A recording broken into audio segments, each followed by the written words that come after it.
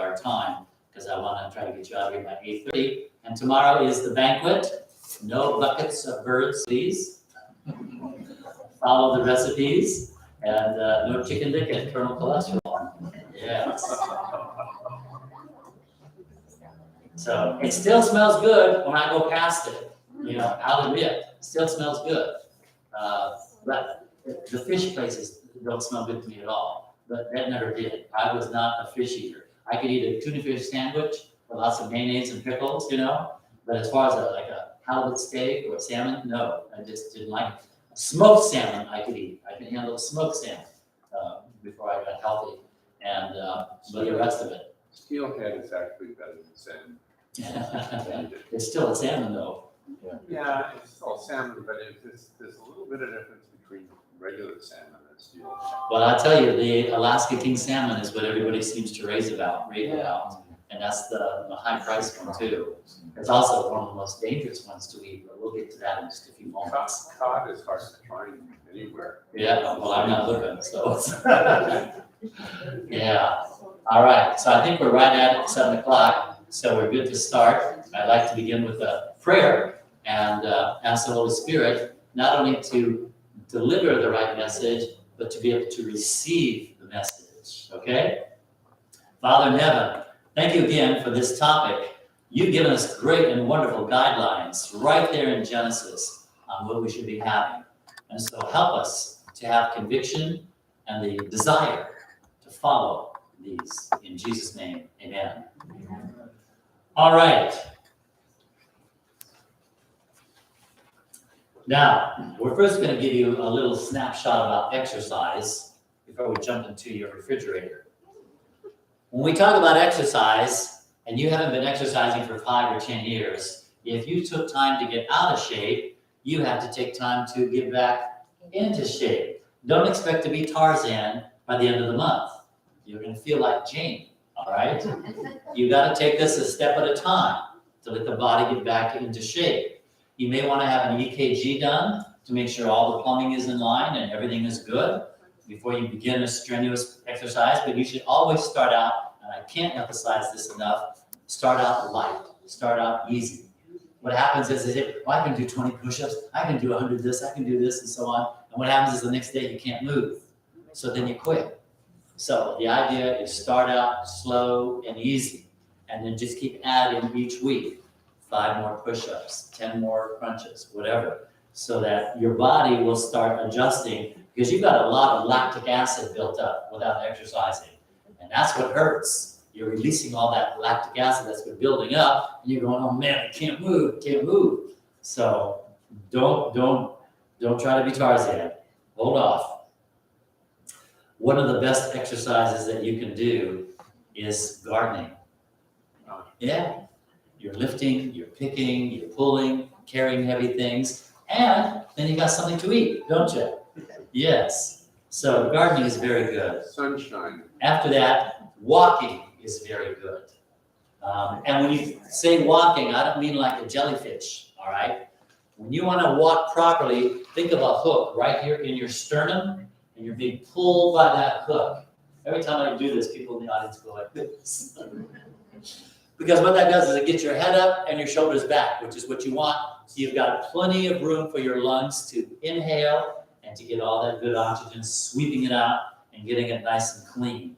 So for myself, I use one of those small trampolines. We've got to get yours out too tomorrow. Yeah. What I do on my trampoline is I bounce on it for about 5 minutes. This really jumps my body up. Then I get off, and right now I'm doing 15 push-ups. I usually do 20, but I had some injury here on my shoulder, and it's just starting to heal. So I went down to 10, and it's still doing okay. Now I'm up to 15. Hopefully by next week I'll be up to 20 again. But I do 20 push-ups. Then I sit on it, and I do 100 crunches. And that's with my legs up in front of me, and then I switch from knee to knee like this. I do 100 of those. Then I get back on the trampoline. I bounce 5 minutes. What does that do? It reboots my body. I get off, I do 20 more push-ups, 100 more crunches. Then I get back on the trampoline, I bounce 5 more minutes, boots me up, I do 20 more push-ups, 100 more crunches. And then I end with a 10-minute bounce, so that in half an hour, I've done 60 push-ups and 300 crunches. Now, without that trampoline, I wouldn't be able to do that. But that trampoline just keeps rebooting me and helping me. Now, if you want the very best that there is, it's called cellar size. You can go online, type it in, cellar size. The guy who designed and developed this is a good buddy of mine named David Hall. And if you tell him you were at my seminar, you'll get a discount. Say, I was at Paul's seminar and I want a cellar sizer. And he goes, if you're smart enough to do that, I'm gonna give you a discount. So you just tell David, I was at Paul's seminar and I want a discount and I want lollipops and balloons for when I win. So anyway, yeah, it's just really quite amazing what you can do on that trampoline. So people say, well, how much exercise do I have to do? You want to do at least 30 minutes every other day. Remember we said good, better, best? Okay, this is good. 30 minutes every other day. Better, 30 minutes every day. Best, an hour every day. Okay? So that's the good, better, best. Now, besides the trampoline, I do walk after every meal, 20 to 30 minutes. After every meal, I walk, because that's called the digestion walk. It really helps the food to digest. Now, if you go to a buffet, you may have to walk to Miami. But the idea is that after you eat, you take a walk, okay? And it really, really makes a difference. Sometimes when I overindulge, and this is the one thing I really have to watch for, is overeating. I know they've got gluten-free food, but I want gluten-free food. So if that's the one area that I have to watch for is eating too much or eating too fast. Those two I have to keep my eye on, because I'm sitting with somebody who's eating fast. It's a monkey see, monkey do trick, you know. And suddenly I realized, whoa, man, I'm eating way too fast. You know, put the fork down, gravity will work, all right? I actually had to switch hands so that I could slow down. Because if you put it in the wrong hand, if you eat too fast, you'll have fork holes in your face. So the idea, you know, and I would put it on the table and let go. You know, gravity will take care of it. The fork will be right there where you left it, okay? So sometimes you just have to let go of the shovel so that you'll slow down and quit eating so fast. It's a hard one. But eating fast is really detrimental to the system. Just slugging, slamming food down your system. No. This is a very highly tuned machine. You want to be gentle with it, and you want to nurture it and encourage it. And by throwing all this food down, you're going, whoa, come on, we just barely got a load. Here comes another one, and there's two more right behind that coming down. No, don't do that to yourself. So you gotta slow down, eat nice and slow. So back to the exercise. What are the benefits for exercise? You say, well, I don't want to be an Olympic athlete. Why should I exercise? Well, we don't do it to be Olympic athletes. We exercise because of all the benefits. And here, let's just take a look. Exercise, you're going to get more oxygen in your body. And they have found out that cancer cells cannot thrive in an oxygen-rich environment. When they want to grow cancer cells in the laboratory, they put it in a vacuum and they explode. But when they start pumping the oxygen in, it stops. So how do you oxygenate this body? Exercise. Good, deep breathing will exercise, and then all that oxygen will make it very difficult for the cancer cells to thrive. Exercise will help your digestion, as I already told you. Take a little 15, 20, 30-minute walk after you eat. It will improve your circulation. It'll relax your nerves and your emotions. Have you ever seen when someone starts getting upset, you might say, you need to take a little walk? It's really true. If you take a little walk, you can calm down a little bit. They may tell you to go take a hike, but it's the same idea. Just get moving and set your lips, move your body. All right, exercise will increase your resistance to disease because your body is being strengthened. It will also help your figure and your complexion. Yeah, I'm having trouble. I shouldn't have put green and yellow like that together, I guess. Some of the yellow doesn't show up so good. It'll help your figure and your complexion. But there's more. Exercise will also reduce fatigue. We suffer from two kinds of fatigue, hypertonic and hypotonic fatigue. Exercise will take care of both of those. It'll strengthen your muscles and your bones, because when you put weight on these bones, the body's going to keep them full and solid. It's when we sit at home, sit in the car, sit at work, and sit back at home, these bones become like straws. Yes, they become empty. And then they say, oh, she fell and she broke her hip. No, what we're finding out is she broke her hip and she fell. Because they have osteoporosis. The bones were empty because there was no weight on them. And the body says, if you're not going to use it, you're going to lose it. That's exactly right. So you knew weight-bearing exercise. Now, is swimming a weight-bearing exercise? No, it's not. You're floating in the water. It's a good exercise, and it's one that you can incorporate in your program, but it shouldn't be the only one. Is riding a bicycle weight-bearing? No, it's not. You're sitting on the bicycle. You've got to be putting your full weight on these bones, and the body says, keep them full. They're using them. They need these bones. Let's keep them solid. So you won't have to suffer from osteoporosis. All right, exercise will help the heart against some disease. You know, the Bible says in Psalm 119, I will run the way of thy commandments, and that will enlarge my heart. And we know medically, runners have a larger heart than the average population. Why? Because the heart is a muscle. What happens when you work a muscle? It gets larger. So runners tend to have a larger heart than the average population. So we want a good, strong, healthy heart. It'll sharpen your mental powers. The brain uses 4 times more oxygen than the entire body. This is the big oxygen user. And so the more oxygen you get into the system, the better your brain is going to be. The worst class to teach in school is the one after lunch. I do not like 1 o'clock classes. These kids are comatose, especially when I know they've been eating pizzas and fries and burgers and other dead animals. Because what's going to happen is their red blood cells are sticking together and they can't stay awake. You should not do any mentally challenging or physically challenging activity right after you eat. A nice gentle walk is fine, but not a fast walk, just a gentle walk. So it's going to enhance your poise and your agility, and it's going to protect against sudden stress. So here we have a dozen outstanding reasons why you should exercise, and not one good reason why you shouldn't, unless you have a physical limitation. All right? But even that you can work around. I know people who are paraplegics who exercise. They just exercise what they can. So don't try to, and a buddy system is a good thing to have. Because you say, oh, it's too rainy out, it's too hot out, it's too this out. If you got nobody, say, come on, let's go, let's go, let's go. And when they're weak, you can tell them, come on, let's go, let's go. So a buddy system is a good thing to have. Because I travel so much, I don't get to do that. So I have a Walkman, and I have tapes that I listen to. And I listen to music as I run, because that gets my mind off of the workout and gets me lifted up into music. And so it's really good. And I listen to mostly gospel music. I listen to some classical music, and you say, how can you run to classical music? If you try running to Flight of the Bumblebee and see how far you get. Some of that classical music is very fast, but I stay away from pounding, driving drums. That actually depresses your nervous system, and you will not perform physically as well with the pounding hard drums. So keep that in mind to understand your music and music physiology. There are lectures you can find on YouTube all over about the music, effective music on your nervous system and on your body. And Dr. Scott Witzman has some good material on that. And Christian Bernal has some really good material on that. So, exercise. Now, this ties in with our next topic, and that is how to lose weight healthily. Weight. You've seen people go on these crash diets. That's not good.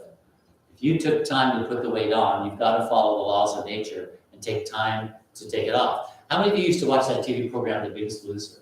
You ever seen that? Oh, I watch it. I have to watch it with a handkerchief because I was so touched by the struggles that these people are having, and then how happy they were when it started coming off. But that program was too intense.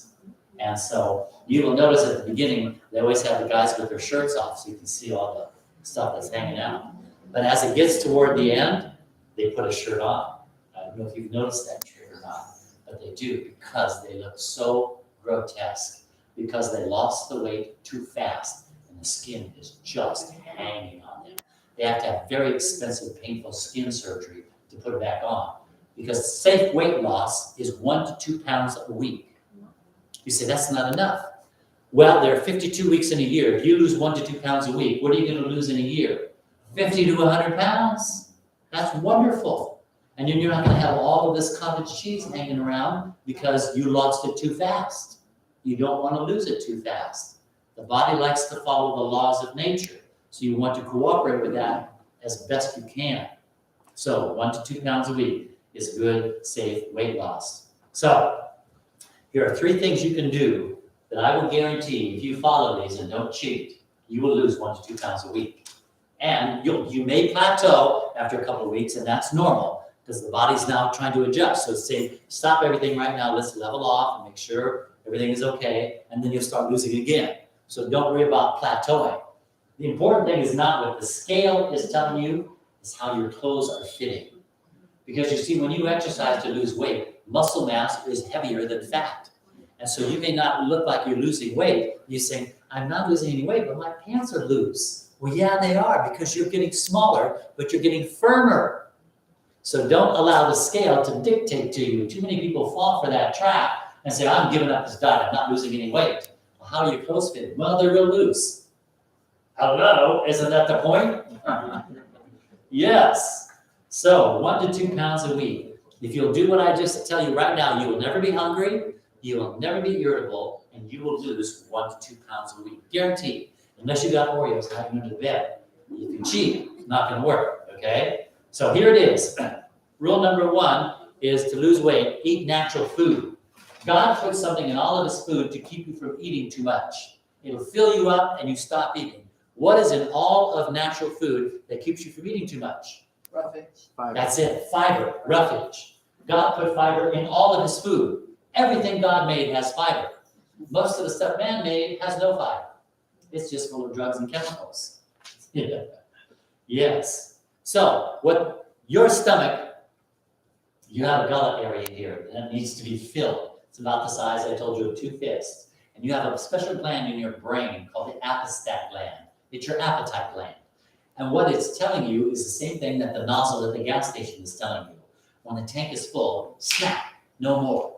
I don't want any more. And so if you eat high fiber food, is this tank going to fill up? Of course it is. And what is your appetite going to say? I'm not hungry anymore. I don't want to eat anymore. Now, if I eat a candy bar, is my stomach full?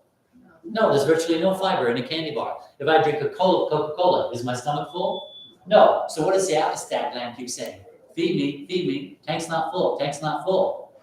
So your tank's not full, but your fat cells are.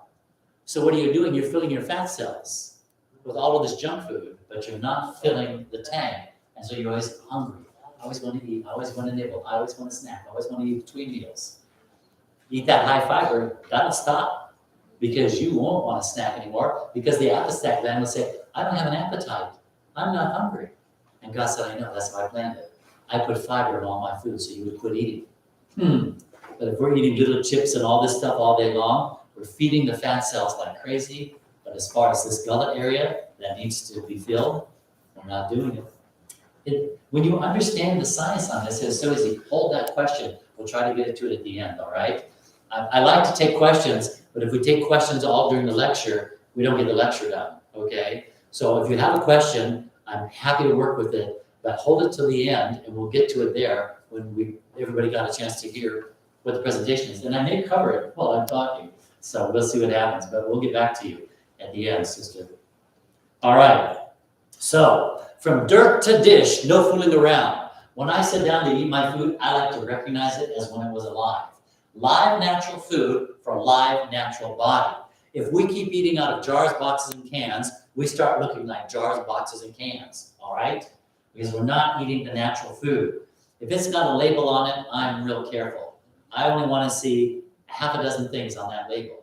I don't want to see 47 things, half of which I can't pronounce. And my friend, if you can't pronounce it, don't eat it, all right? There's no label on the potato, on the strawberries, on the oranges. There's no label. Why? Because God made the food okay for you to eat. And I'm happy when I see people in this grocery store looking at labels like this. It really makes me happy because I'm thinking, oh, good. They're realizing I don't want to get that monosodium glutamate in me. I don't want to get this high fructose corn syrup in me. They're checking it out. They're reading those labels. So I'm saying, good on you. Now, if I can get close to them, I'll say, good for you. Keep reading those labels. I say, if you go to the produce section, you don't have to read any labels. That's the safest food. So the easiest rule of thumb is get back to the Garden of Eden. If it's in the Garden of Eden, you can have it. You can have it, all right? And there were no jars, boxes, or cans. I'm not saying I never eat out of a jar, box, or can. I do get some things in those containers, but very rarely. I like to eat the whole food when it was alive. Now, the second rule for losing that weight is to eat big in the morning like a king, lighten up at lunch like a prince, and at the evening, ponder. But we do just the opposite, don't we? We have toast and coffee for breakfast. We have a sandwich for lunch. And by the time we get home, we're starving. Well, you should be. Those cells have been working all day and haven't been fed. So they're screaming for food. And that's when we load up. And the problem is, we're putting all these calories in, and we're going to bed in 3 or 4 hours. Are you going to burn them? It's impossible. You're going to bed.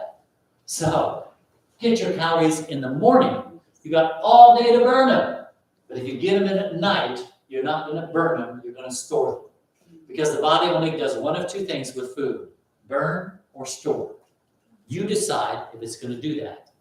You want to burn the calories. You don't want to store the calories. And you all know about my family and how fluffy they are. They're storing it. Yeah, they're storing it. They can hibernate for 2 years. All right, and then the third and final thing to get rid of that weight is exercise. Muscle is the flame that burns fat. That's why you saw on The Biggest Loser how fast and how great the men were doing. I never thought a woman could win that. I didn't. I said, how could they possibly go against a man?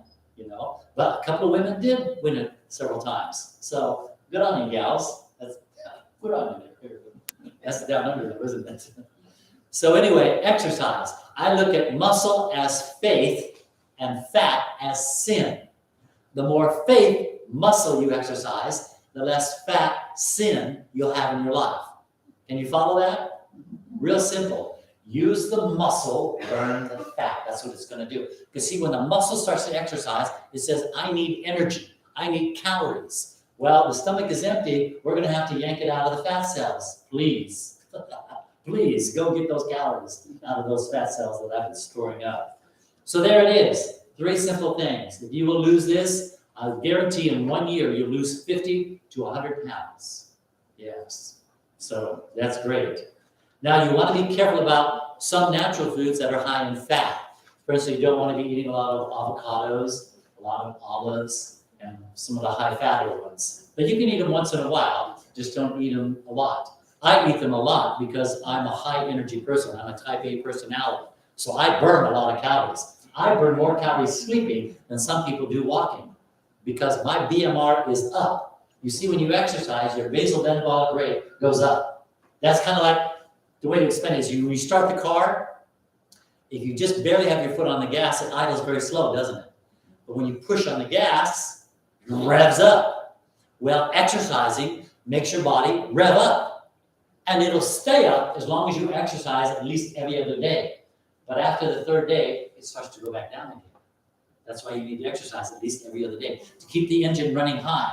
And if my engine is running high, it's burning a lot of fuel, which means it's burning a lot of fat cells. So I burn fat cells when I sleep because I got my engine running during the day with my exercise, and it's going to run because I exercise every day. That's my program. I exercise every day. I'm involved in more than an hour of exercise every day. And it's worth it. See, I don't have time. Well, then you're going to take time to get sick. You're going to take time to have a stroke, a heart attack. You're going to take time to be slower because you're so obese. You see?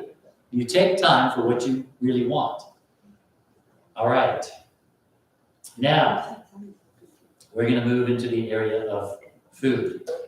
First of all, I want to say, I don't know what's in your refrigerator, okay? So I'm not picking on anybody here. I'm not trying to embarrass you. If you don't say anything, nobody's going to know, all right? I'm actually more interested in what's going to be in your refrigerator next week and next month, all right? That's going to be the telling as to whether or not this seminar was effective for you or not. So I'm going to read to you what the Bible has to say about it. It says a lot, but I'm just going to pick a couple of verses from Proverbs because that was the wisest man who ever lived, right? Solomon. So what did he have to say about our diet? Proverbs 13:25. The righteous has enough to satisfy his soul. So we should be eating soul food, shouldn't we? That's right. Most people eat according to the taste buds, not according to the body need. Now I'm going to give you your first physiology lesson tonight. There are no brains in here. None. God put the brains on top for a reason, to control everything else underneath. Anything under the brain gets control, you may be in some trouble. All right?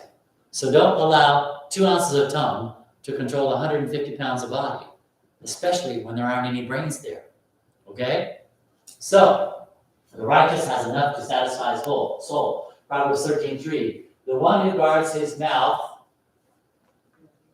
Oh, boy, this screen makes it a little brighter than I'm used to. The one who guards his mouth preserves his life. That's it. Preserves his life. There you go. You want to live longer? You want to live better? Then what does it say? Guard your mouth. Watch your mouth. Watch your mouth, boy. Watch your mouth, girl. Proverbs 21:33. He who guards his mouth and his tongue guards his soul from trouble. So now you're not only guarding your life, you're guarding your what? Your soul. Oh, now this is getting into eternity. Yes. And then the last one, Proverbs 18:21, death and life are in the power of the tongue. Did you know that? Death and life are right here. Because some of the things you say may bring death to other people. Being critical, gossiping, yes, that brings out death. Or your words can bring life, hope, cheer, joy. And what you put inside will bring death or life inside your body. So death and life are right here in your tongue. There it is. Now, I'm going to read to you a couple of other statements that I found very inspiring and were very helpful. I was fortunate that I found these when I was a brand new Christian because I didn't know where to start with all of my temptations. I like to do this, I like to do that, I wanted to do this, I wanted to do that. I said, Lord, where do I start? Where do I start? With the music industry, with the movie industry, with the food industry? I don't even know where to start. I got a whole mountain here to climb. When I read these statements, I knew exactly where to start. I nailed it by understanding and putting into practice what I had read. So let me read to you a couple of these statements and pray about it. This is from the book Temperance. Through inducing men to yield to his temptations, Satan can control them. You know that's how he gets control, don't you? Is to tempt you. And he tempts you always through one of your 5 senses. These are the 5 avenues to your soul. Everything you see, hear, smell, taste, or touch is an avenue that Satan will try to use to tempt you, to get you to follow his program instead of God's program. So, I'll read this again. Through inducing men to yield to his temptations, Satan can get control of him. And through no class of temptation does he achieve greater success than those addressed to the appetite. He knows this is his gold ticket, is your appetite. Oh, if he can control the appetite, he can control the whole man. Yeah, let me get in your mouth, you're mine. You're mine. Just let me get in your mouth. That's all I want. If I got that, you're mine. Next statement. This is from the book Christian Temperance and Bible Hygiene. Satan is constantly on the alert to bring the race fully under his control. We know that. His strongest hold on man is through the appetite. So if this is his strongest hold on me, I better pay a lot of attention in this area, isn't it? This is his strongest. And this he seeks to stimulate your appetite in every possible way. Why do you think there are new products on the grocery shelf every year? Did we find a new tree or a bush? No. But the factory has created something that doesn't grow anywhere.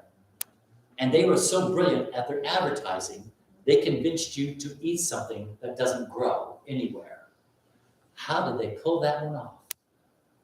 I would have thought, well, we can't convince them to eat something we made with a machine. But we did. We put down the food that grew, and now we grow. This way. Yes. Now this last one, this was the ringer. Boy, the sirens, the bells, and whistles took off when I read this one. And it's from Counsels on Diets and Food, page 59. Listen to this carefully, because this set the course of my Christian walk.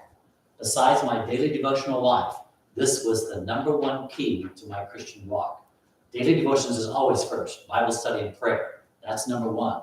But for me, I figured out this was number two. And I better pay attention and give it the attention that it needs. The controlling power of appetite will prove the ruin of thousands who, had they gained control on this point, what point? Appetite, they would have the moral power to gain the victory over every other temptation. You see, those temptations in your life are like a line of dominoes. How do you knock down a line of dominoes? All you have to do is knock down the first one. The rest of them go. And she makes it clear it's appetite. Because if you get the victory here, you will have moral power for all the other temptations. So I decided I'm not going to start with music. I'm not going to start with movies. I'm not going to start with my clothes. I'm going to start with appetite. I'm going to knock down that first domino, then I will have moral power for all the other temptations. This is where it comes from. Wow, this is great. As we draw near the close of time, but I'm telling you, friend, we are there. My Sunday friends are even saying we are there. I have a group of Sunday friends who say the rapture is this year. They believe it. The rapture is this year. And I'm going, that's interesting. We'll see what happens. As we draw near the close of time, Satan's temptations to indulge the appetite will become more powerful and more difficult to resist. Friends, it's not going to get easier. Satan is coming up with more tasty foods and more things that are usually say, you won't believe how this tastes. Really? I don't think I want to know. Yes. So, there we have it. Now, we're not going to make one rule for everybody to follow. Some people are allergic to some things. Some people don't care for certain foods. I don't care for black-eyed peas. I know that's a Southern thing. I'm a Yankee. What can I say? But I have to eat beans in other areas. And I like all the rest of them. Just black-eyed peas is not my favorite. I didn't grow up with that, so I never got used to that. The little slimy thing, the little slugs called okra. Yeah, I can't do okra. You know, how's that? I'm with you on that one. Now, I know what people do. They roll it in flour and deep fry it. Well, you can deep fry toilet paper and it would taste fine too. So don't give me this, that okra tastes fine if you know how to cook it, you know? So don't allow yourself to fall into that trap. So we're not making one rule, but you have to eat from each category. You have to eat a carbohydrate, you have to eat a protein, you have to eat a sugar, you have to have sugars, you know, but it's the natural sugars that we're talking about. So you have to eat from all of these categories, and there's a proliferation of food in each category. So, I mean, you could pick out, you know, most people, this is really true, most people only eat 3 or 4 different kinds of fruit and 4 or 5 different kinds of vegetables. Did you know that? That's really true. They have these staples and they get it every year, every week at the grocery store. They don't get that large variety, but you need the large variety. Because each fruit and vegetables have strong points and weak points. There's no perfect food. That's why we're supposed to eat a variety throughout the week. Not at one meal. Throughout the week, we take the variety. Don't eat 20 different things for breakfast. Try to stay in the same categories. So people think, oh, you know, this, you're talking about vegetarianism now, aren't you, huh? I said, yeah. And they said, well, you know, that's for hippies. That's for tree huggers, earth muffins. You know, I'm not one of them. Quick question. No, hold the question. I know we're trying to tie up the questions at the end. So hold that thought. We're going to, I'm getting to that, but you're not letting me. Okay.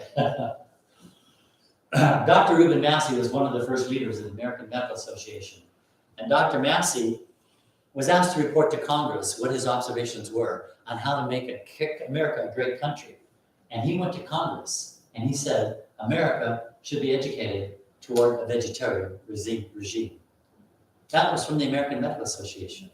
We should be educated toward a vegetarian regime. But the Meat Packers Association and the Dairy Council said, well, we're going to go bankrupt. And so they used their money and their influence to get the congressmen who don't know anything about nutrition to vote in favor of them. And that's why we have 8 and 10-story hospitals today, isn't it? Yes. we did not follow the counsel. So, vegetarianism has been around a long time. It's nothing new. In fact, it's been around 6,000 years in the Garden of Eden. And there are many famous luminaries throughout history who have been closet vegetarians that you didn't know about, like Plato, Socrates, Leonardo da Vinci, Gandhi, Isaac Newton, Albert Schweitzer, Leo Tolstoy, Thomas Edison, Albert Einstein, Ben Franklin. Now, he fell off the wagon toward the end, and you saw what happened. Anyway, the Journal of the American Medical Association, one of the most prestigious and respected medical journals in the world, reported that a vegetarian diet can prevent 97% of our coronary occlusions. That's the number one killer in North America. A vegetarian diet can virtually eliminate it, but we haven't done it. Why not? We like it. Remember, I told you, no brains here. And advertising convinced you to have a Big Mac attack. To eat a bucket of chicken. Yeah, a bucket of birds. Right. So, if you don't think advertising works, they would have quit spending those billions of dollars a long time ago. But they know it works. When an ad hits, the dollar signs click. They know that for a fact. That's why during the Super Bowl, they'll spend $1 million for that audience and to brainwash them and convince them, you need to have this. Yes, unfortunately. So, let's take a look at this machine. How does it run best? Your car is an internal combustion engine. It requires gasoline or diesel to make it function. Isn't that right? What about this engine? Some people know more about their car than they do about their body. And when the car is ruined, you can get another one. When this is ruined, you don't get another one. You only get one. And so you need to make it last as long and as well as possible. I'm not looking to be 110 years old. I'm looking to have quality life as long as I'm here. That's the key factor. So we need to have quality life, all right? Quality life. And that's what we're looking for. So let's take a look at this body. I want to see if you can do what I do, all right? We're going to first take a look at your jaw structure, your mandibles. Can you do what I do? Can you move your jaw from left to right like this? Oh, you guys are good. All right, how about up and down like this? Malachi, you got that? Okay, not Malachi.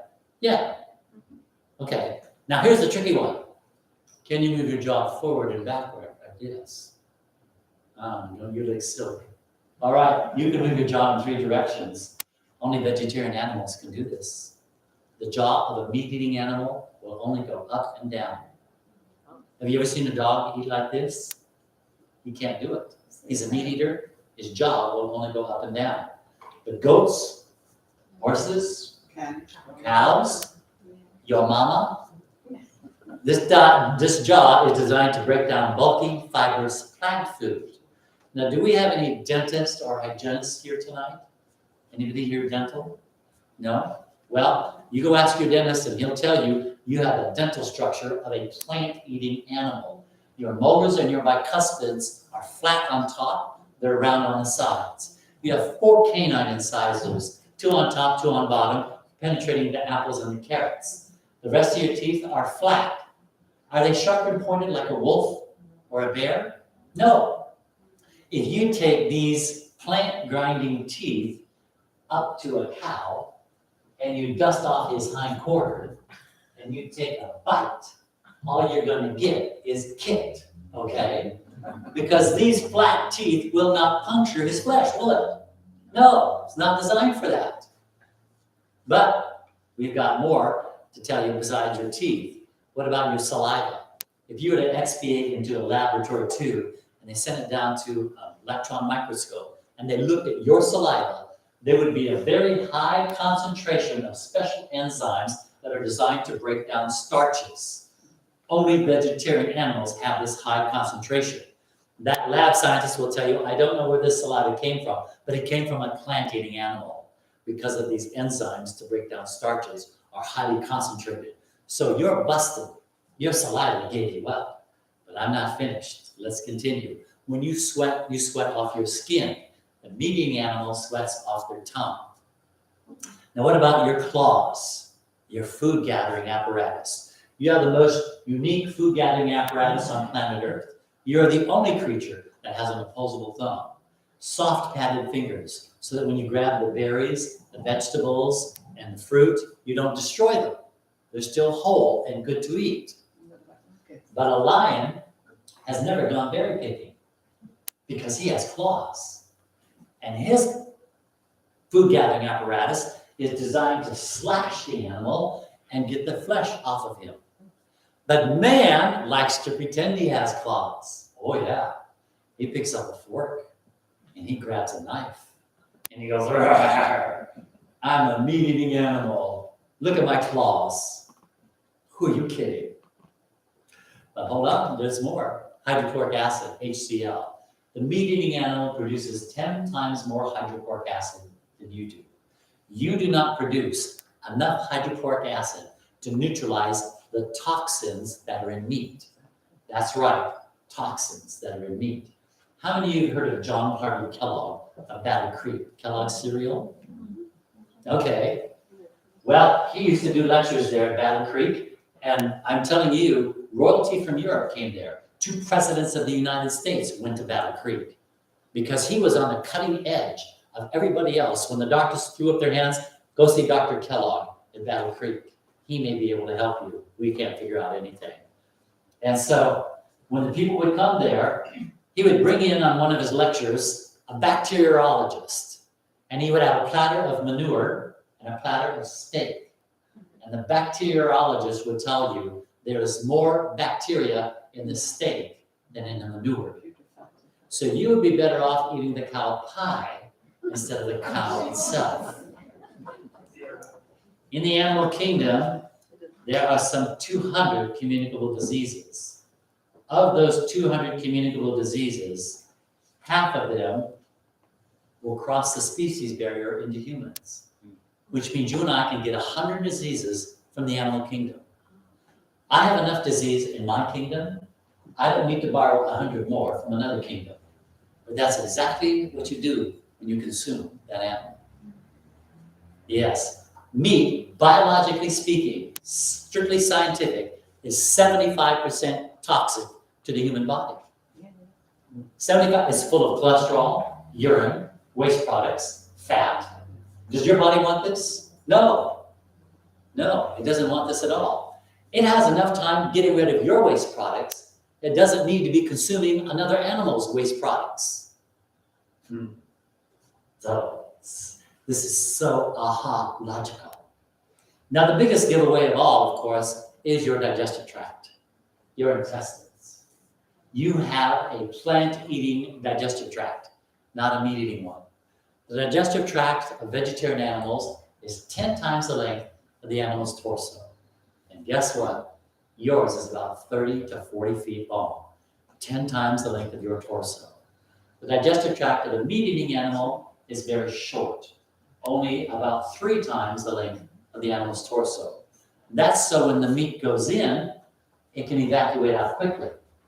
But when meat goes in this digestive tract, it does not go out quickly, because without the fiber in meat, think of the fiber as a sponge that helps squeeze the food through.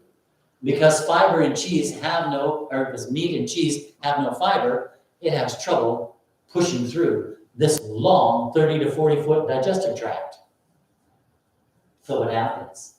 Well, when you eat fruit and vegetables, they clear your body in about 12 hours, depending upon what you ate and how much. Do you know how long it takes meat to get through your body? 3 to 4 days. That's right. A minimum of 72 hours, 3 days. Do you know what happens to that flesh inside your body while it's waiting for those 3 days to get out? It depends. Putrefaction. Yes. Now this is a perfect breeding ground for bacteria if it doesn't get out. It's warm. It's 100 degrees in here, isn't it? 98.6. It's dark and it's acidic, which means it's going to break anything down. And if that broken down food matter does not get out, quickly. It's going to putrefy. Why do you think people have such bad breath? I always know when a meat eater is in a public toilet, blue smoke comes out from under that toilet, and it stinks. Oh, it must be a meat eater in that toilet. They really stink. Yeah. Look at the animal kingdom. Horse manure, cow manure is nothing like cat and dog droppings. You know that. You know how that smells. Yeah. So just follow the logic. It's just too logical. It's right in front of your face. So what I'm telling you is you are a plant-eating machine. You can choose to eat meat. You will still be my friend. My family and my loved ones eat whatever doesn't eat them. I still love them. They're still my family. And you will be my friend also. Maybe not for as long, but you'll still be my friend. So you get to decide what you want to put in this plant-eating machine. I think I've proven to you very clearly this is a plant-eating machine. There's no question.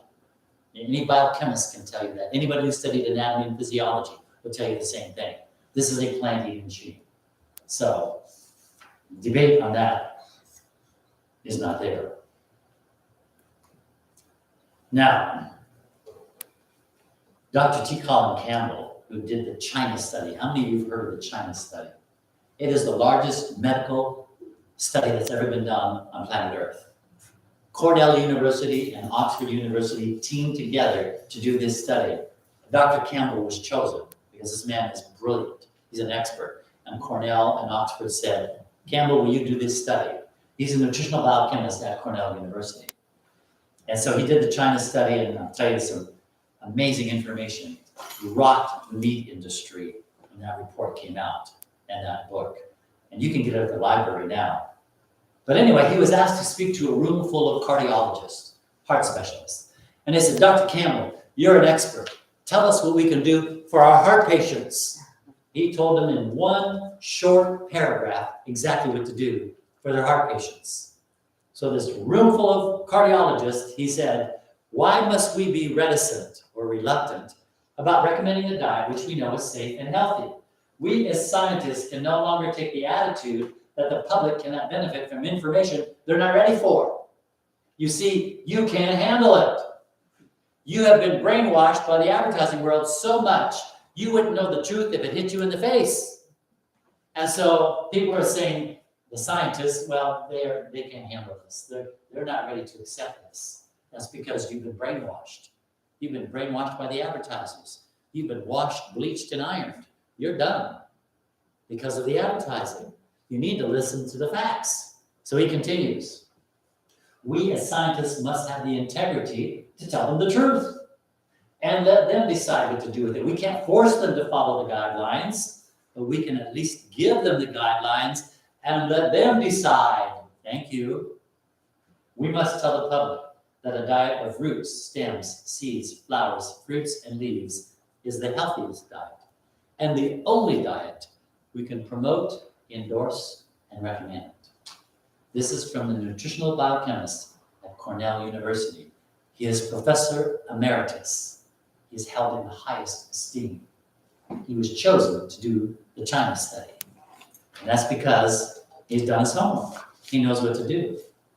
Now, the World Health Organization at the United Nations and the National Academy of Sciences teamed up and they said, we have got to stop this health crisis going on.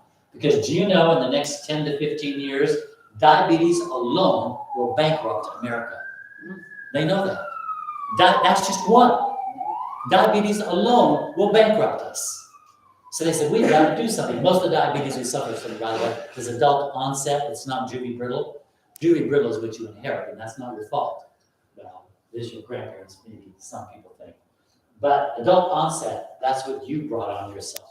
And it is reversible in most cases. You can reverse adult onset diabetes, but you got to behave yourself.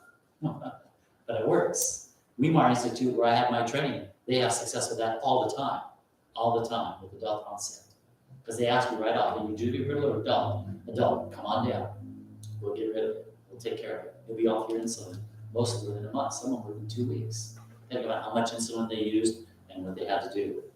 So, National Academy of Sciences and World Health Organization did a massive study and research. And they said, we are going to give you a recommended guideline to improve the health of the world. Not a city, not a country, not a continent. This is for the entire planet. This is good for everybody. And here's what they told us. Lower your salt intake. Avoid alcohol. Reduce fat and cholesterol. Exercise to reach your proper weight. A moderate amount of protein. Most Americans eat 200% more protein than their body can handle.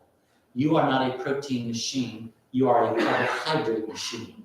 And I wish I could explain all the physiology of that, but we'd be here for another 2 hours. Just trust me, you're a carbohydrate machine, not a protein machine. And you need to eat at least 8 servings a day of green leafy vegetables and all the vegetables and fruits. Be sure you get the citrus fruits, whole grains, nuts, seeds, and beans. Nowhere in this list is meat or dairy products. The National Academy of Sciences and the World Health Organization said, if we're going to stop this sickness epidemic, we need to go to a plant-based diet. That's the recommendation. Plant-based. Very interesting. Okay, we're at 8 o'clock almost right now. That clock isn't right, is it? 7:52. Okay, let's see. This is pretty close. All right. I'm trying to think what I need to tell you next. Do you need to know about fish? Yes. Do you guys have fins and scales? No. Yeah, Florida, I guess you're kind of a big fish place. I was doing this lecture in Fiji. They live on fish. And I told them the truth, and they were not happy. Fortunately for me, that night, a man from the government was there, the agriculture department. And he stood up, and the people started growling and grumbling. And he says, listen, my fellow Fijians, you better listen to this man. He's done his homework. And what he so told you is absolutely correct. So here's what I told him. Fish. The U.S. Fish and Wildlife Department wanted to find out where the insecticide PCB ended up. Because this insecticide doesn't go away. It has what we call a long shelf life. It stays around for decades and decades. And they said, we sprayed this stuff, it's all over the place. We got to find out where it is so that we can take care of it. And so they decided to study birds, because different birds have different diets. And so they would be able to trace it. Now, there's a word that's out now that did not exist when I was growing up. It's called bioaccumulation. Bioaccumulation means if there is a toxic anywhere at the bottom of the food chain, it will get stronger and deadlier as it works its way up the food chain. And do you know what the food chain is? Yeah. The food chain starts with plants, then it goes up to insects, then it goes up to worms and rodents, then it goes up to mammals, and then it goes up to carnivores. That's called the food chain. And bioaccumulation becomes a problem if there's contamination at the bottom, it becomes deadly at the top. Are you following me? So they said, we'll study birds because different birds have different diets, and we'll be able to see where the PCB drug ended up, the insecticide. So they studied birds that ate plants. And when they opened up their liver to look for the PCB, much to their surprise and delight, they found out the PCB was only 0.2, almost nothing there. And they said, okay, it's not on the plants. Where's it at? And so they moved up the food chain to study birds that ate worms and insects. So we moved up the food chain, right? We've also moved up the bioaccumulation. Because worms and insects eat plants all their lives, don't they? And if there's a contamination there, they're going to get it into their diet. And so when the birds, they opened up their liver that ate worms and insects, the PCB concentration jumped to 0.65. Yeah, so it tripled, right? More than 3 times more toxic. And they said, okay, we're getting warm now. So then they studied birds that ate rodents, mice and snakes and so on. And when they opened up their liver, the PCB concentration jumped to 50. And they said, oh man, now we're getting serious. Jumped to 50. And then they went on the Atlantic and the Pacific coast and studied birds that basically ate seafood, the mussels, the fish and the crab and so on. And when they opened up their liver, the PCB concentration was 900. Bingo, we found out where the PCB went. It washed off the plants, went into the rivers, lakes, and streams, and washed out into the ocean. That's where it's at. And that man from Fiji, when he was in my class, stood up and he said, I'm going to tell you people right now, and you better not forget this, the fish that we have in Fiji. Now, have you ever seen Fiji on the globe? There are no neighbors for thousands of miles. So they couldn't have got a contamination from a neighboring country. They're too far away. But he said, our fish have mercury and lead poisoning in it. And the Fijians were shocked. Our fish. And he said, I don't care. It's got mercury and lead in it. How did that happen? We don't have any neighbors. And then he explained it to him, and the light went on in my head too when I heard this. Fish and birds migrate. Yeah. They go all over the planet, just like the ocean and just like the air. And he said, when those fish and those birds or the water or the air goes by a country where there is a dictator or a communist leader, there are no regulations. They put atomic waste, they put anything they want. They don't care. These are not the kind of people taking care of their people. And so they have toxins. I've taught the Eskimos above the Arctic Circle in Kotzebue, Alaska. It's one of the biggest cities above the Arctic Circle. And the Eskimos told me to my face, our fish have mercury poisoning. And I said, get out of here. You're above the Arctic Circle. How did you get that? They said the acid rain from Russia crossed the Bering Straits.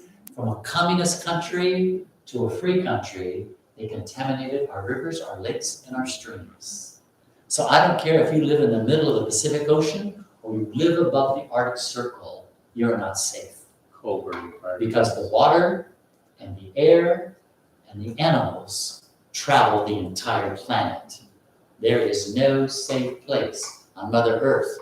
And if you pay attention, and I do this when I go to countries, I've been to 45 countries on 5 continents. When I speak at the universities, I talk to the people that are in the atmospheric department and people who are in the water department. And you know what they've all told me to the person? This earth is dying. You don't hear that on the evening news. They're telling you other silly things. But when Mother Earth dies, what do you think we call her Mother Earth? Because she supplies our life, our oxygen, our food, our everything. When Mom dies, so do you. You will not survive without Mother Earth. So when the rain used to bring all those wonderful negative ions into the atmosphere and clean and wash all the plants, they're now contaminating the planet. They're not refreshing it. And when those wonderful streams come by, they're full of mercury and lead from the factories that aren't being regulated by communist and dictator countries. That's the whole picture. And that's what's going on. So that's another reason why you ask the Lord to bless your food. I claim that promise that we can handle poisonous snakes and they won't harm us. If I'm doing the best that I can, God isn't going to ask me to do what I can't do, is he? But if I'm doing the best I can, he will honor. And there may be something in some of this food that I'm getting. I don't know. But if I ask the Lord to bless it and I'm doing the best I can, I'm good to go. Amen? Yes. So let's find out what the Bible has to say about all this. The very first book of the Bible, Genesis, the very first chapter, God tells us what to eat. He did not waste any time. First book, first chapter, here's what you eat. Genesis 1:29, the original diet given to Adam and Eve as soon as they came off the factory belt. What were they given to eat? A little quiet. We were given a fruitarian diet. Nothing died in the Garden of Eden. Adam and Eve only ate the fruit of the plant.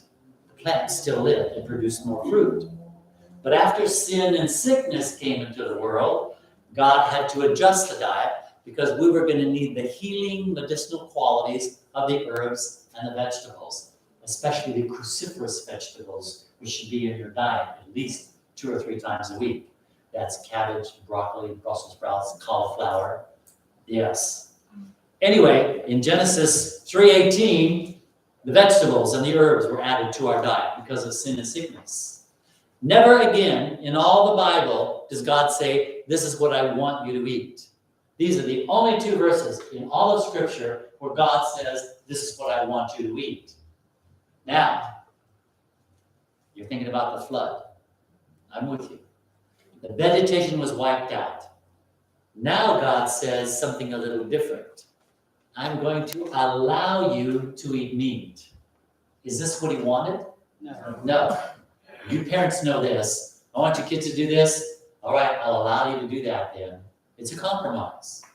So God said, I'm going to allow you to eat meat. However, unlike the fruits and vegetables, which you are free to eat of all of them, I have to put some restrictions on the meat because now we're going into dangerous territory. In the meat world, first of all, God said, I put animals on this planet to clean up after you. They're living garbage cans. They're in the air, they're on the ground, and they're in the bottom of the ocean. Isn't that right? Stay out of the garbage cans. They're living garbage cans. Leave them alone. Now, of the clean meat, because they don't clean up after us, they're clean. God said, before you eat them, I want you to remove 2 things to lower the cholesterol and lower the disease factor carried in those flesh. What 2 things does the Bible say have to be removed from meat before you, as a Christian, are allowed to eat it? Oh, we know this.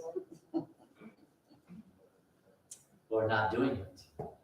Every meat-eating Adventist I know, from leaders to members, when they eat meat, they're eating fat and blood. Can you get this meat without fat and blood? You have to go to a kosher Jewish deli. The fat and blood have been removed. Now, I was lecturing in Connecticut and New York, and I ran into some Hasidic Jews, and I know they're very strict. You can spot them. They've got the ringlets and the yarmulke on their head. And boy, I cornered one, and I said, hey, have you ever eaten kosher meat? And he said, oh, lots of times I have to. And I said, what's it like? You don't want seconds. I said, why not? He said, it's like eating a tough, gray rubber band. All the salty urine is gone. All the juicy fat is gone. All the rich blood is gone. It's like eating a rubber band. There is no flavor. And that's exactly what God intended. He didn't want you developing a taste for this. The salty urine, the juicy fat, and the rich blood. So, if you tell me you're following the Bible and you're eating fat and blood, you've made a mistake. You cannot have fat and blood according to the Bible. I taught at a Methodist seminary, and the president of the seminary, before I taught, I said, can I say anything I want? He said, Paul, if it's from the Bible, you can say everything you want. And I asked these Methodist ministers the same question I asked you. What 2 things have to be removed before you're allowed to eat it? They all said fat and blood. And I said, you know this. How come you're not telling anybody? I grew up a Methodist. I never heard about fat and blood. All of our potlucks have fat and blood in it. Well, we got other things we have to discuss. And I said, really? Moses discussed it in 4 of his 5 books. Leviticus 17, Deuteronomy 12, Genesis chapter 9. 3 of his books. You want to find out what God thinks about it? Leviticus 17, Deuteronomy 12, Genesis chapter 9. God is very clear. He said the blood is mine, leave it alone. It's not safe. Because where is disease carried in the animal? In the bloodstream. That's where it is. So he says, no blood. That's where the disease is. Abomination. So, let me ask you a question. Why did God give us the animals? It's been so long you forgot, huh? He gave us the animals to be our companions and to be our servants, not to be our dinner. When Adam named the animals, he didn't look at that cow and say, your name is Big Mac. I'm going to eat you. He didn't look at that pig and say, your name is Bacon. I can't wait to eat you fried.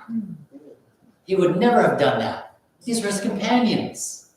Now, I've been to countries that eat dog and cat, and we're horrified. How could you eat Fifi? What's the difference? These animals were for us to guard and protect and to be our companions, not our dinner. Yes. You know, when you stop and think it through, you can see all the logic in this. But we just run through life blind, don't we? We don't think it through. We don't think about it. And we don't put all the applications in, which is for our good. That's why Jesus said, come, let us what? Reason together. And that's what I'm doing with you for these 4 nights. I'm not telling you what you have to do and what you can't do. I'm just asking you to reason with me. Listen to the logic and reason it out. You'll get it. It's not complicated. I don't use big words like trans fatty lipoproteins. I just say mayonnaise. You got it.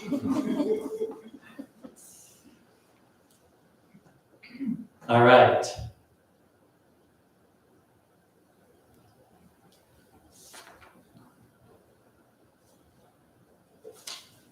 What about dairy products? Now he's really meddling. Dairy is scary.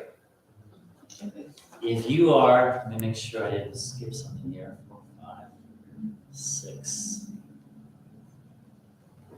If you're a baby doctor in America, you would know who this man was. Dr. Frank Offsey. He was the former director of pediatrics at Johns Hopkins University School of Medicine and the physician-in-chief, #1, at Johns Hopkins Children's Center. He has published over 290 medical manuscripts that are in the best medical research centers around the world. He is responsible for 19 medical textbooks. Not 1 or 2, 19 medical textbooks dealing with hematology, which is what? Blood. And pediatrics, children. And one of the books he's responsible for is called Don't Drink Your Milk. Now, why would the physician-in-chief at Johns Hopkins tell us not to drink milk? Well, I'm going to read to you the last couple of sentences and you'll figure it out. Here's what he said. Cow milk has no valid claim as the perfect food. Well, who told you milk was the perfect food? The Dairy Council. Are they interested in your future or their wallet? There you go. Think it through. Follow the money.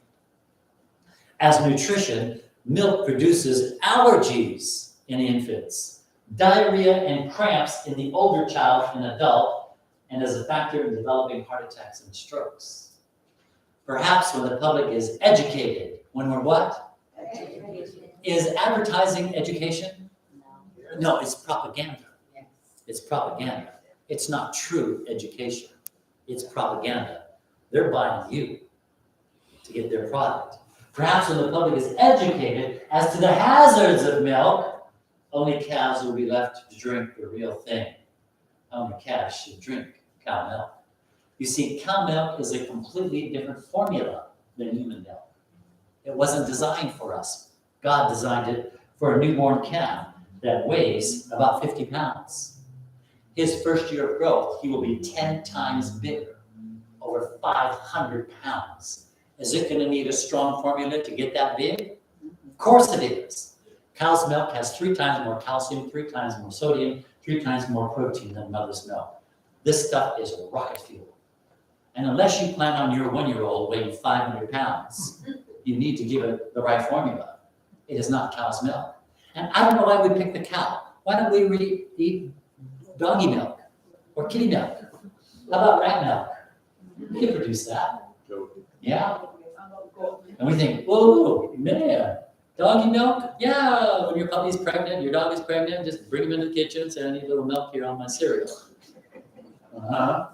We find that gross. Well, why do you think cow isn't more gross? You know why? Because you were brainwashed and tricked. And you accept the cow but I don't think there's any other milk other than maybe goat that we drink. Sheep. Yeah, we just, Goat. not a lot of other animals that we drink their milk, but we really like that cow. And you don't even look like her, okay? It's a completely different animal. So, you ask, where do I get my calcium? They always ask that. Where do you get your calcium? Well, go get a food chart at any library. Look in the dietetic section. Calcium is everywhere.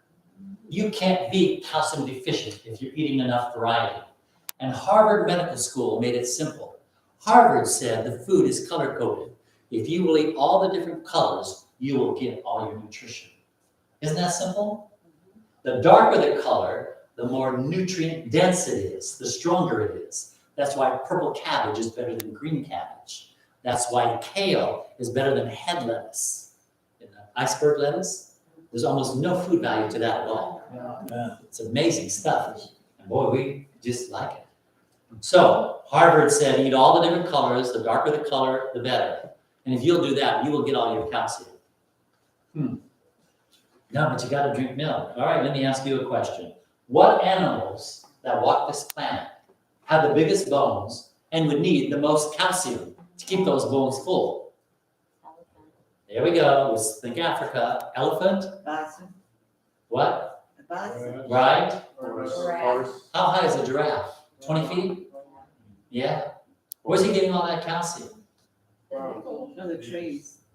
From plants, isn't it? Are they drinking milk? No. No. The babies. If there is enough milk or calcium for an elephant leg this big, do you think there's enough for these little legs? There's no question. There's no question. But you see, we don't think it through. We just simply listen to the propaganda and we don't think. And then we're controlled.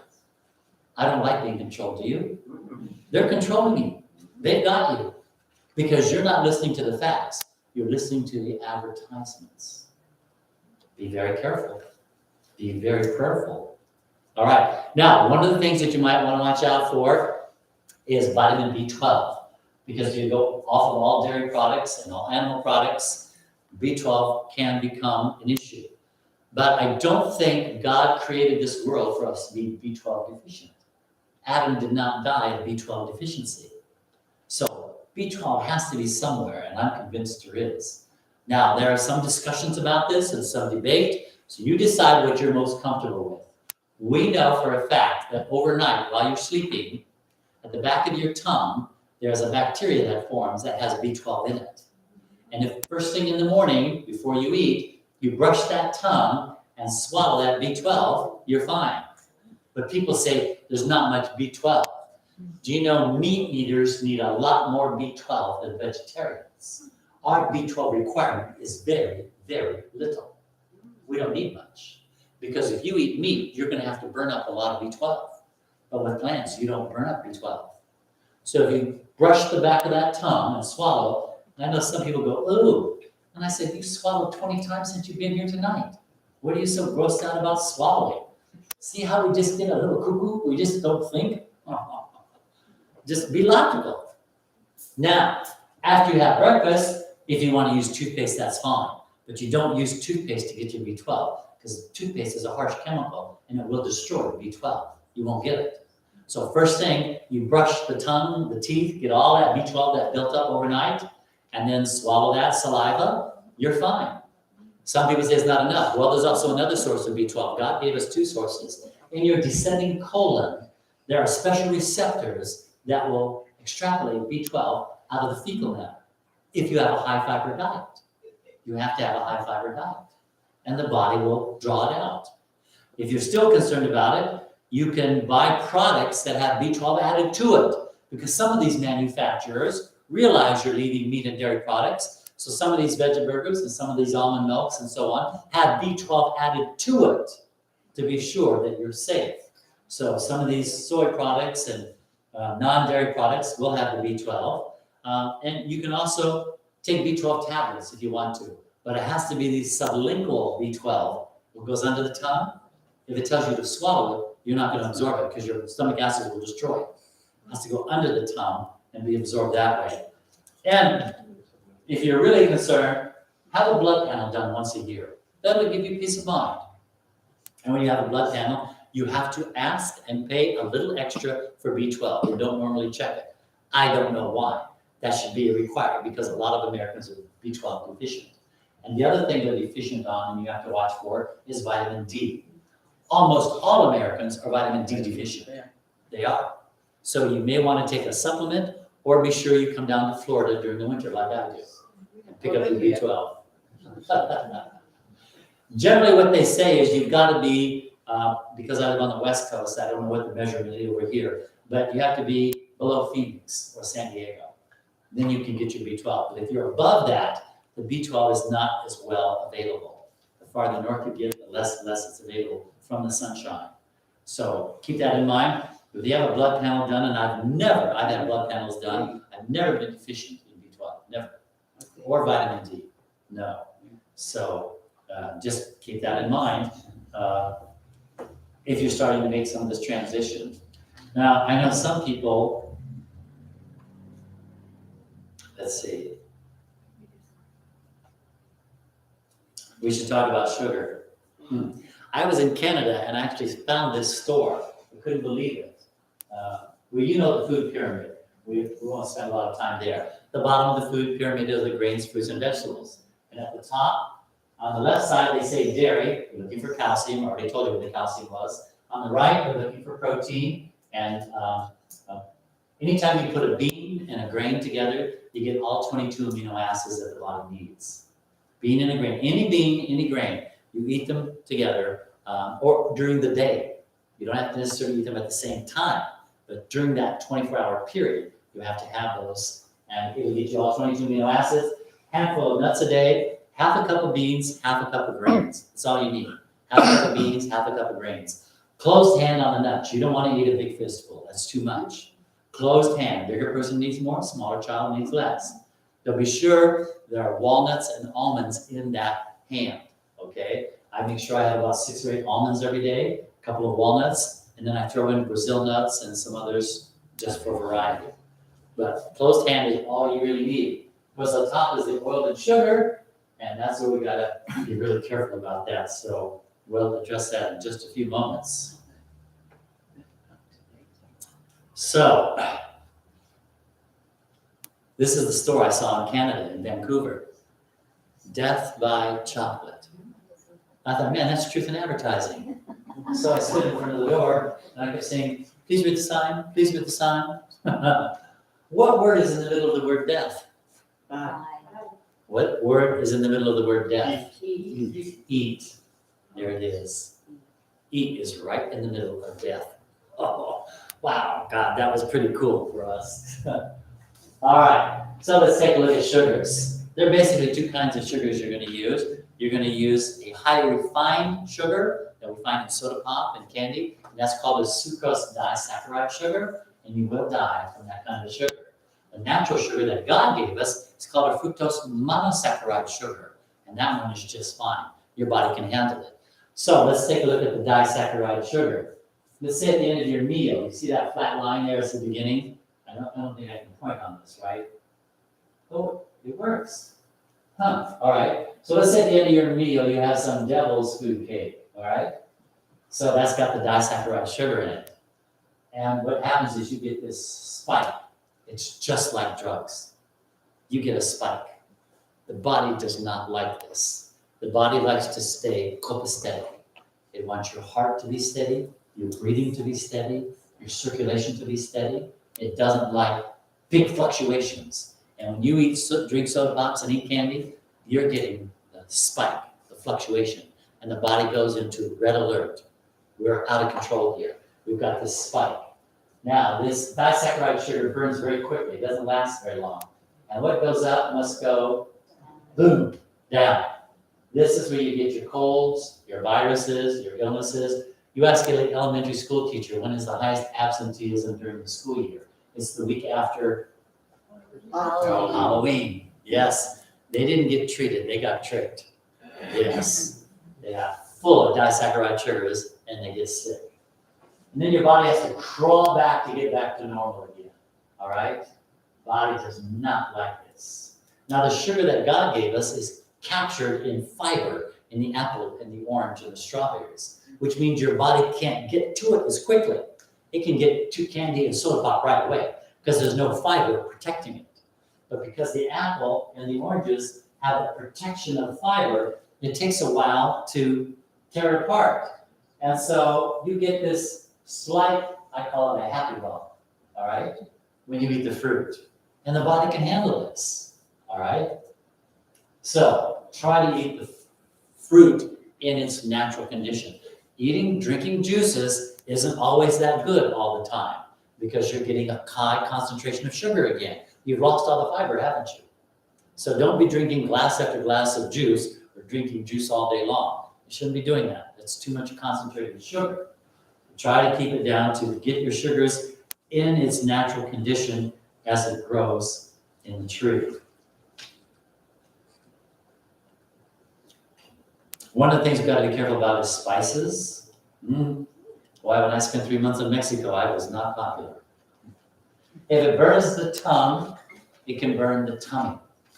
Oh, before I go on to this, I want to address the brother's here's question on sugar. And that is, and there's a lot of new sugars out there. There's agave, there's honey, there's stevia, and so on. The Bible says a little honey is good, but much honey is bad, all right?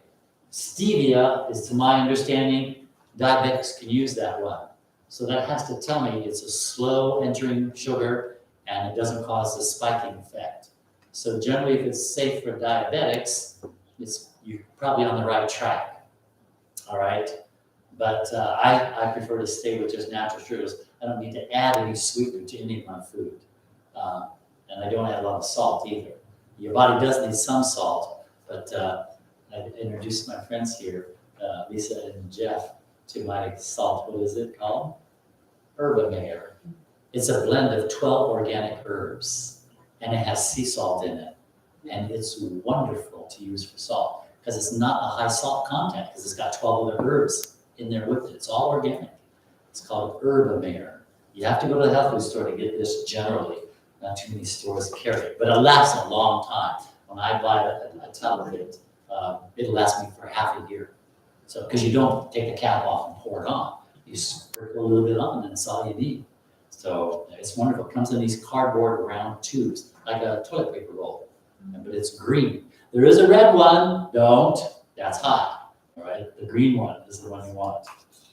So stay with the natural sugars, and you shouldn't need to be having to add sweetener to your food.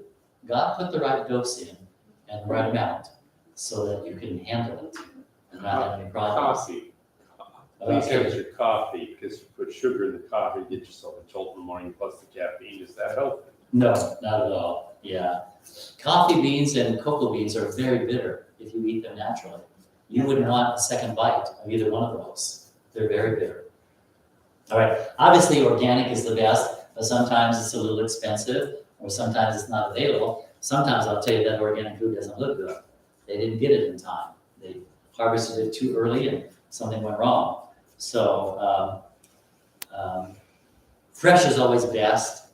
Frozen is the next healthiest, and canned is a little less. It's not that it's bad, it's just it doesn't have as much as fresh does or frozen.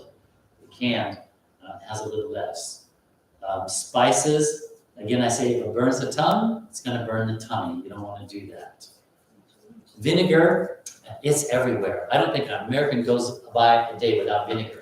It's in your salad dressing, it's in ketchup, it's in mustard, it's in mayonnaise. We put this in all our sandwiches, we put it on all of our salads, and so on. So try to stay away from vinegar. And what I use in my recipes, as you saw the ones that I hand out, you can use lemon, lime, or pineapple juice instead of the vinegar. Vinegar destroys the vitamin C in your body, and it strips the mucus lining in your intestinal tract. I don't care if the vinegar comes from rice or apples or whatever. Once you say vinegar, it's fermented. When wine goes bad, what does it turn to? Vinegar. It's a fermentation. It's not fresh. It's not natural. Have oil. Okay, we have to hold the questions until the end, okay? Otherwise, I'm not going to finish the lecture. I only got 5 minutes left. Right. Okay. So, Your taste buds will change. I want to tell you that, okay? Some people say, oh, this stuff just doesn't taste as good for me. Yeah, granted, it's not as rich and it's not smacking you like some of the highly seasoned and processed foods are, but you really need to give those taste buds a chance to change. You get new taste buds that surface every 30 days. Did you know that? Every 30 days, they work themselves up. Now, your taste buds are like a key. They unlock the flavor in food. But if your key is bent or broken because of all the chocolate, cheese, grease, and spice that you're eating, are you able to taste the food? No, you're not. That's why you keep putting all this stuff on it, because you don't know what food tastes like anymore. I happen to know what food tastes like because my taste buds are pure and clean and fresh. I don't put chocolate, cheese, grease, and spice on any of my food. I don't do it. I want to taste food because I believe God is the best chef. I believe He is the best cook. And so I want Him bringing my food. I don't want all these things inundating and ruining my taste buds. So if you'll give it 30 days, staying away from those things, you'll have taste buds that are so pure and clean, you are going to be surprised at the explosion of real food. It's there. Trust me, I found out for myself. So my keys are solid and straight and working. Oh, man.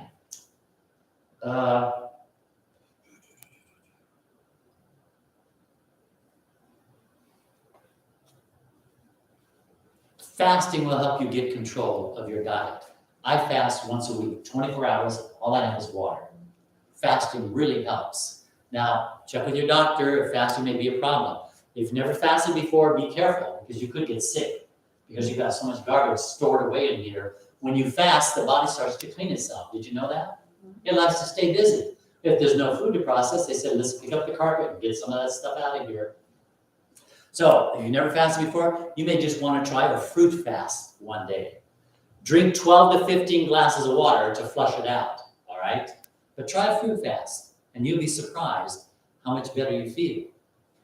If that goes well, you may want to try a juice fast. And when I say juice, I don't mean a gallon a day. 2 or 3 glasses for your first meal, 2 or 3 glasses at your next meal, and if you eat a third meal, 2 or 3 glasses. But 12 to 15 glasses of water. And if you have no problem with the juice fast, you're ready for the ultimate, and that's water fast. The water body has nothing to process, and now it can clean house. And that's exactly what it does. It cleans house. And that's what you want. And it gives you a mental power over your taste buds. Because your brain is telling the taste buds, you're getting nothing. What do you think of that? The tongue says, I'll behave, give me something. All right, we're going to have oatmeal. All right, so I want to close with a story now. I'm going to go a little over time. Do I have permission? Yes. I'm going to go a little bit over because I want to close with this story because this story is very important.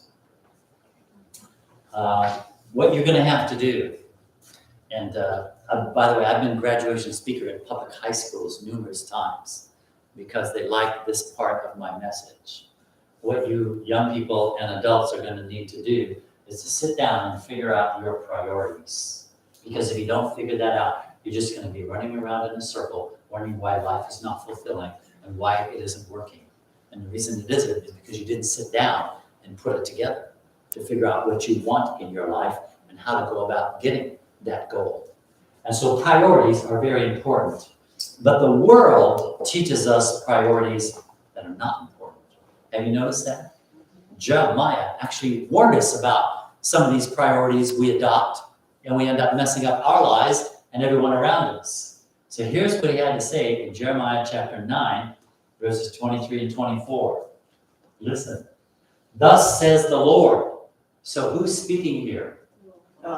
Jeremiah is quoting God. This isn't just Jeremiah now. That means I better listen up. God is talking here. Thus says the Lord. Let not the wise man boast of his wisdom. Let not the mighty man boast of his might. Let not the rich man boast of his riches. Oh, don't we make that a priority in our lives? Money, power, riches, beauty. Yes, we do. Fashion. Chase, chase, chase. Run, run, run. But the Bible says in verse 24, let him who boasts, boast in this, that he knows and understands me. That's your priority. Not money, power, fashion, whatever it is. who won the Super Bowl, who won the Indy 500, who's on the cover of Fortune 500 magazine, who won the election. We hold all these people up. What was the quote again? Okay, you're gonna have to ask me questions afterwards, okay? All right.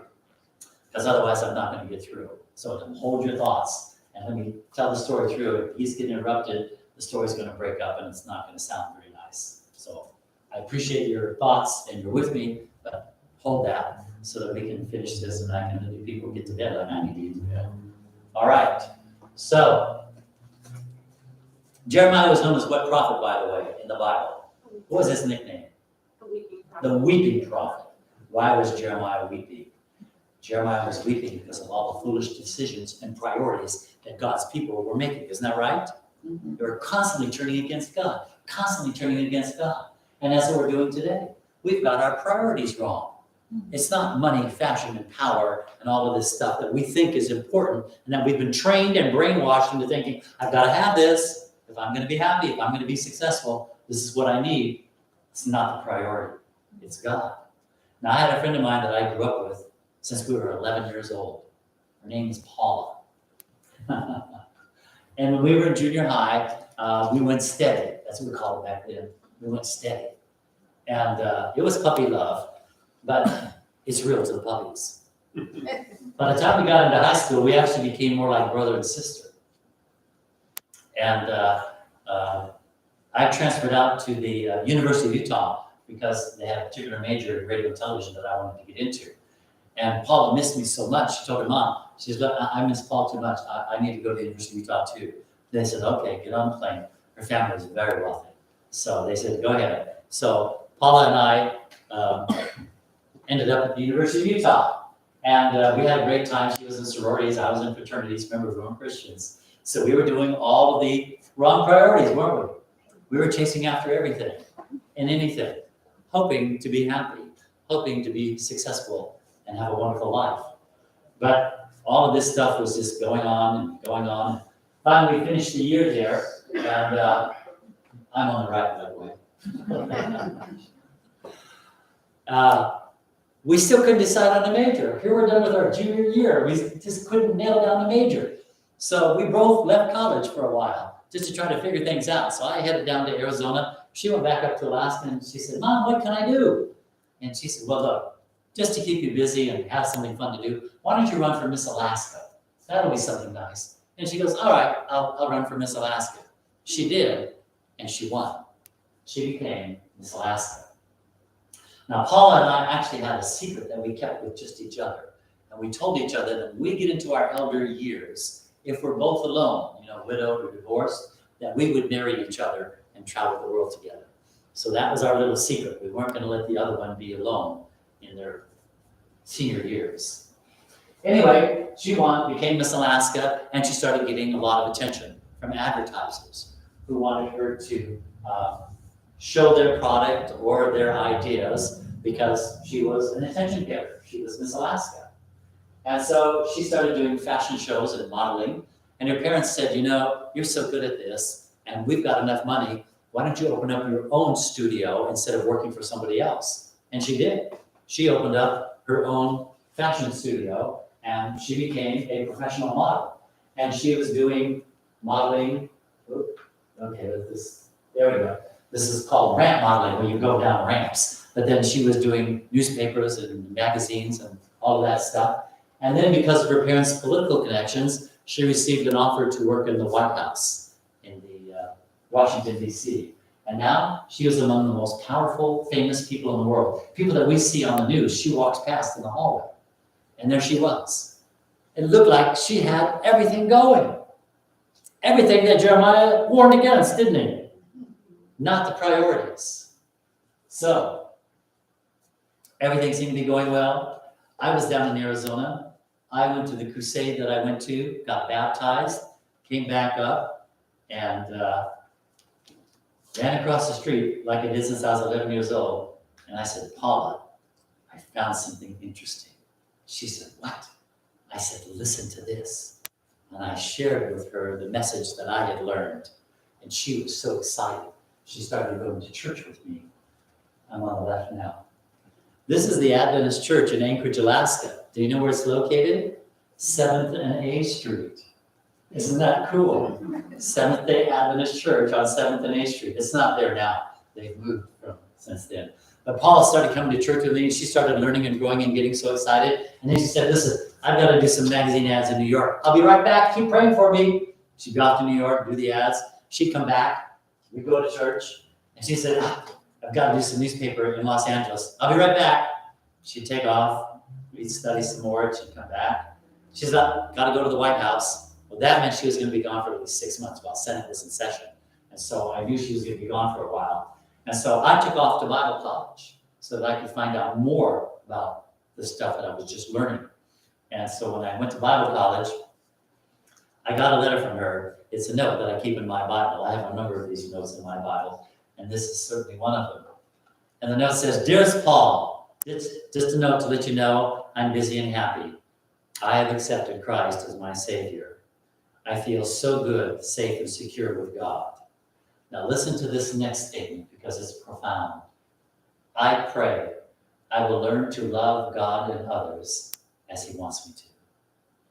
She got it, didn't she? You see, there are only two things in this world that are important, God and people. Everything else burns. Why make friends with ashes? It's going to burn. Only two things important, God and people. And when she said, I pray I will learn to love God and others as He wants me to, and she got it. She got it. Well, when Paula turned about 30, she started developing serious complications from her diabetes. She was a juvenile diabetic. They don't have a long life expectancy. And so her parents would send her to the best medical research centers around the nation. Money was no object. And they would try to do some treatments and do some things, and it just wasn't working. But every time she would go to a new medical center, she would ask to speak to the people in the terminal ward, people who were dying of cancer, leukemia. And she would pray with them and talk to them about Jesus. President Reagan, who was the president at the time, found out what she was doing, and he wrote her a personal letter from the White House that even though she was ill, she was reaching out to those who were dying. So he sent her that letter with his personal signature from the White House. Well, the University of Michigan said, I think we've got something developed to get your pancreas working. So they flew her out immediately because she was getting very, very weak. And they tried one of the experiments and it didn't work. They tried their last one and they said, Paula, there is nothing more medical science can do. You're going to die. There's nothing we can do. She said, then let me speak to the people one last time here in the hospital. And they put her in a large auditorium there, and they brought her in on a wheelchair because she was so weak now, she could hardly stand. And when they brought her in, she was wearing her crown, Miss Alaska. And she had a letter from the President of the United States, personal signature. She held up the letter before the people, and she said, this letter means nothing to me without Jesus first in my life. And she put the letter on the floor. Then she removed her crown, Miss Alaska, and she said, this crown means nothing to me either without Jesus in my life. She put that on the floor. Then she pointed out to the windows, and she said, outside there, they're running around like there's no tomorrow. Money, fashion, power. I know, I was one of them, and I had those things. But that's not what's important.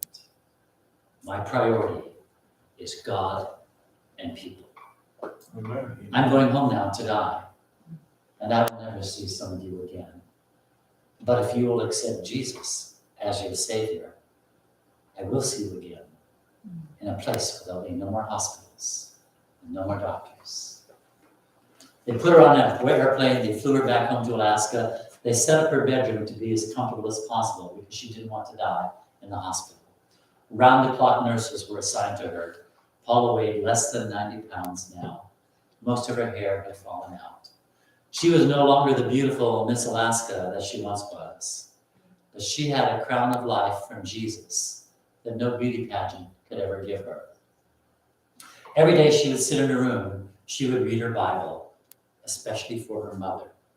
You see, it was her only daughter, and they had a very close mother-daughter relationship.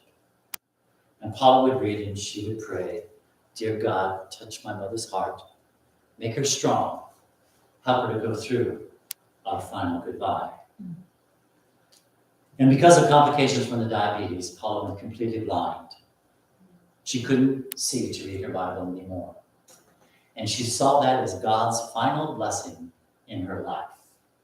Now, how could going blind at the end be a blessing? Mom, could you please read the Bible for me? Yes, Paula, I'd be happy to.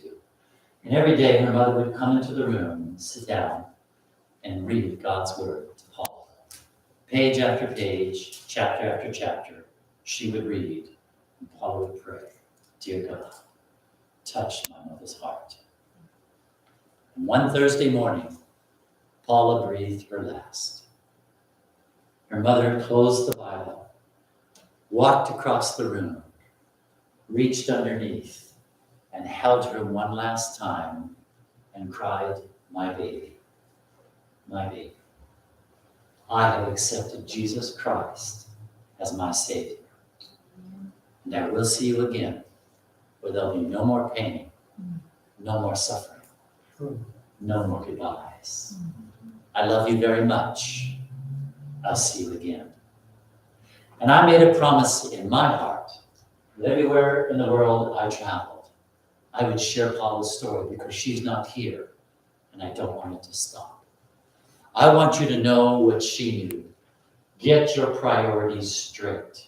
And having a healthy mind and body to serve your God is a priority if you're going to be ready for the kingdom of heaven. Because if you can get the victory in appetite, as I read to you earlier, you will have moral power for all the other temptations that come into your life. Get the victory over appetite. The rest will be taken care of. Yes. Tomorrow, we're going to talk about exercise, and we're going to get into temperance. And so these two topics are going to help pull it together and make it happen in your life. Very important topics.